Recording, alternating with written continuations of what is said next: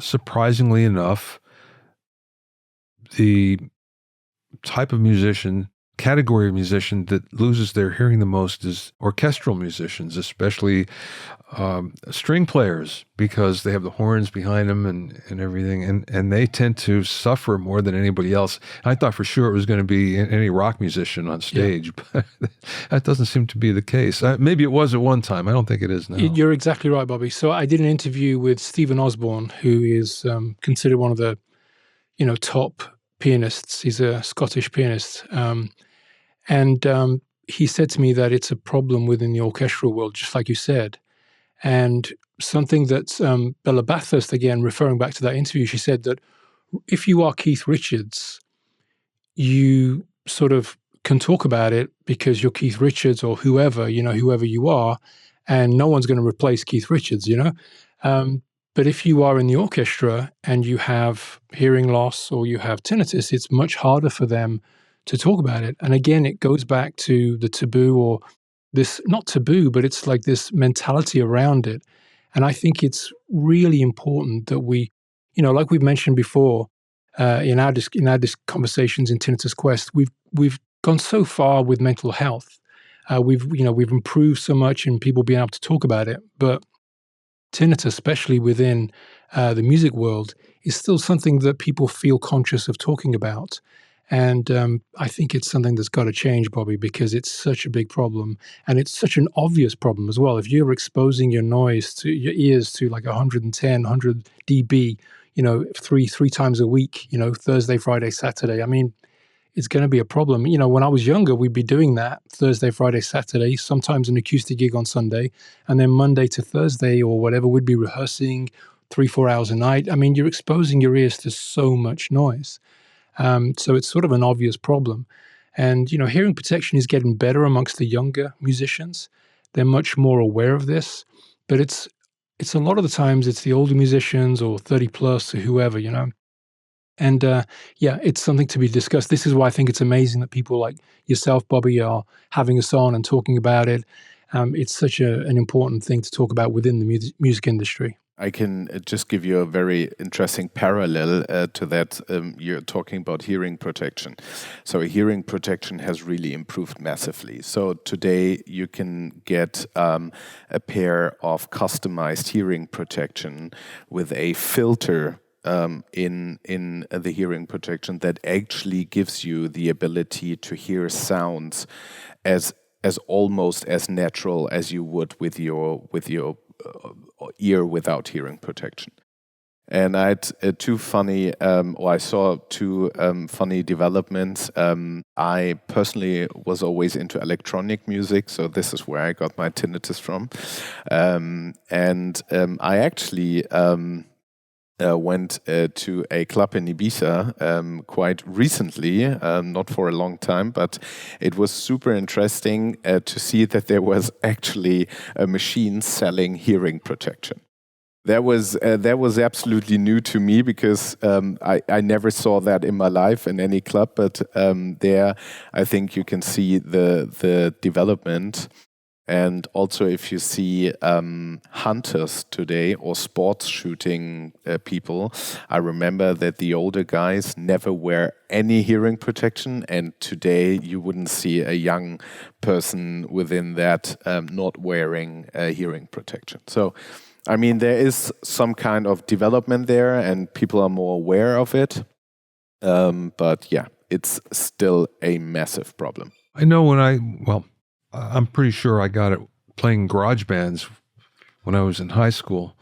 And it was exactly what you mentioned, Jack, where, you play in the weekend and then you rehearse during the week. And especially when you're in a garage band first learning, you have no control over volume. And pretty much that's what happened. And right after that, my ears were ringing.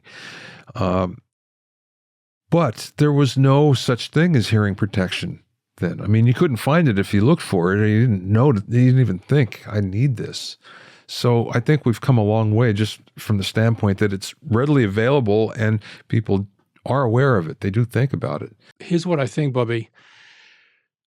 With young guys, rehearsals are actually some of the worst problems So when you're, 15, 16, starting in a band, you'll rehearse anywhere.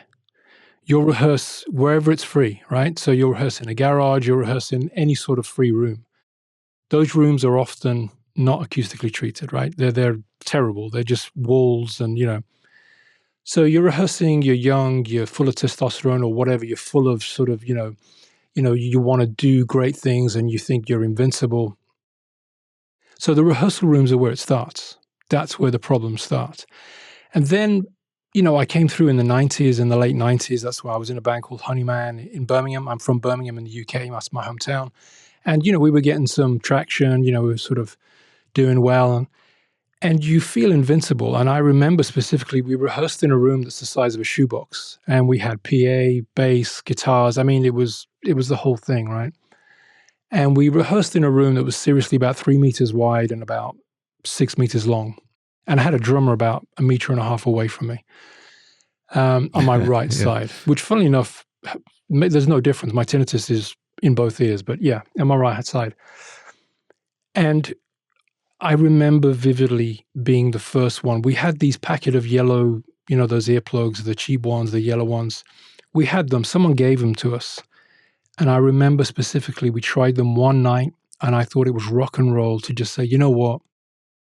I pulled them out because I thought it was tough. I thought it was rock and roll. And everywhere we went, in the car to the gig, was loud music. We'd play the Black Crowes. The Black Crowes had just come out with their second album. We loved it.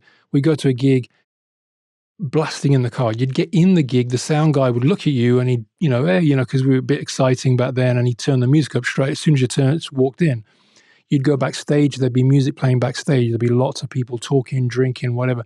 You'd go on stage and the noise on stage was so loud that you would feel, you know what I'm talking about, Bobby, you'd feel it in your organs, you know what I mean? You would be rumbling. Feel the bass would be like hitting you. Yeah. And nobody, neither the band, the sound man, the audience, nobody was even thinking about hearing protection. It just, like you say, Bobby, it just wasn't a thing. So, this is why I feel a bit passionate about this. I feel a bit evangelical about it. I don't go around, like when I'm backstage at gigs, I don't go around talking to people about it. But when they see me put my plugs in, even backstage, people will often come up to me and say, hey, I saw you put your plugs in backstage. What's going on? I say, well, I got severe tinnitus and it's the only way I can and often they will say, yeah, I know what you mean. I've got the same problem. I mean, I've been in so many studios where people go, yeah, I also. And I'm like, this is a problem. This is a huge problem, but hardly nobody's talking about it. So when Sven said, start contacting people, we're ready to start contacting people, I was like, I got really passionate about it. I mean, I got a bit obsessed with it. I was emailing anyone who was sort of, who I thought we could contact, starting with my own personal contacts and then sort of, moving out. And for the first 2 months, nobody wanted to talk to Tinnitus Quest. Like nobody was interested. Not even people I know, people I've had relationships with for, 2-3 years. There's nobody wanted to talk to us. Then we had a breakthrough, Michel Faber, international best-selling author. He said yes. And, I will forever be grateful for that because it gave me hope, thinking that maybe we could actually do this. Because up until that point, it was just, nothing. Then we had a couple of other people. Then we had Chad Blake. And then sort of after that, the door opened. And now we're getting to the point where musicians are really quite keen because they see who else has been talking to us. They see those videos and they say, yeah, you know what, I want to be involved in this. I want to push this wheel forward.